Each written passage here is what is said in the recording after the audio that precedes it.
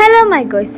അപ്പോൾ ഇന്നത്തെ നമ്മുടെ പരിപാടി എന്ന് വെച്ചാൽ ഇഫാ ചിക്കനാണ്. നമ്മൾ ട്രെൻഡിങ് ആയിട്ടുള്ള ഇഫാ ചിക്കൻ മേക്കിംഗ് വീഡിയോ ആണ് കേട്ടോ. അപ്പോൾ എല്ലാവരും സ്കിപ്പ് ചെയ്യാണ്ട് കാണാം.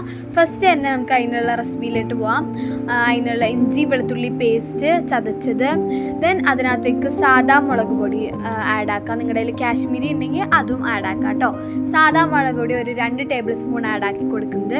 ഇത് നമ്മൾ 1.5 കിലോ ചിക്കനിലേക്കുള്ള മസാലയാണ് ആഡാക്കുന്നത്. അപ്പോൾ അതിനനുസരിച്ചുള്ള പൊടികളാണ്. ഇപ്പം നിങ്ങൾക്ക് അതിന് അനുസരിച്ചാണ് ഇത് കുറയ്ക്കുക. കൂടുതലാണ് ഇതിന് എക്സ്ട്രാ കൂട്ടം, കുറയ്ക്കുകയാണെങ്കിൽ കുറക്കാം കേട്ടോ.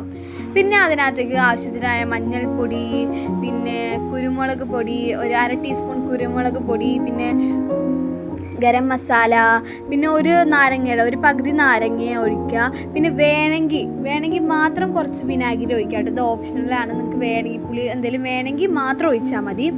പിന്നെ നമ്മൾ കുറച്ച് കാശ്മീരി ചില്ലി പൗഡറും കൂടി ഇടുന്നുണ്ട് കളറിന് വേണ്ടിയിട്ട്. നിങ്ങൾക്ക് വേണമെങ്കിൽ ഇട്ടാൽ മതി, അല്ലെങ്കിൽ കുഴപ്പമില്ല കേട്ടോ.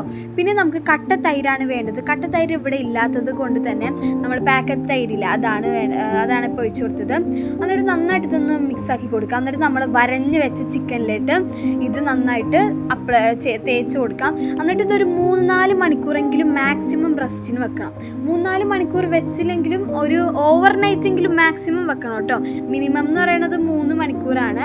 മാക്സിമം ഒരു ഓവർനൈറ്റൊക്കെ വെച്ചാലാണ് മസാലയൊക്കെ അതിനകത്ത് നന്നായിട്ട് പിടിക്കുള്ളൂ.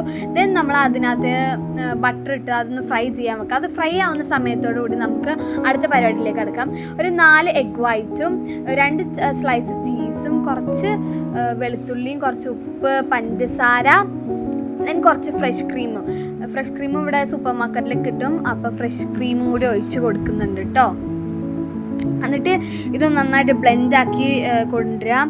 ദെൻ നമ്മുടെ ചിക്കൻ ഇവിടെ നല്ല കുട്ടപ്പനായിട്ട് നല്ല ഫ്രൈ ആയിട്ട് വന്നിട്ടുണ്ട് കേട്ടോ. നമ്മൾ ഫ്രൈ ആയി വന്ന ചിക്കനിലായിട്ട് നമ്മൾ ഈ സോസ് നമ്മൾ അതിനകത്തേക്ക് അപ്ലാക്കി കൊടുക്കാം. എന്നിട്ട് അപ്ലാക്കിയിട്ട് ഒരു 5 മിനിറ്റ് അടച്ച് വെച്ച് വേവിക്കാം കേട്ടോ. ഗായ്സ് നോക്കൂ, നമ്മുടെ ഇഫാ ചിക്കൻ ഇവിടെ റെഡി ആയിട്ടുണ്ട്. എല്ലാവരും ഒന്ന് ട്രൈ ചെയ്ത് നോക്കണം കേട്ടോ.